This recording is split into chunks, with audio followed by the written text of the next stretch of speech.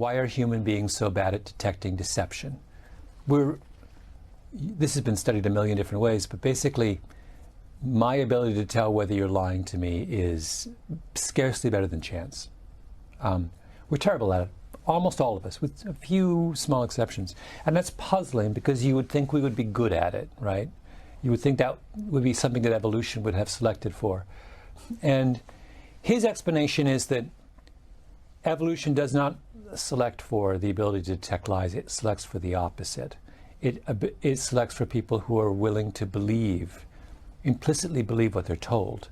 Because if you do that, if you trust, if you default to truth, as he says, then your life is so much easier.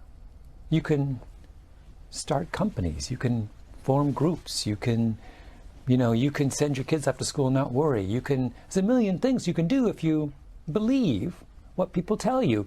You can go into a store and you can go to a grocery store and buy 100 items and be satisfied that the bill they give you at the end is accurate, right? Which is sort of an extraordinary thing. There are 100 opportunities in your shopping cart for someone to cheat you.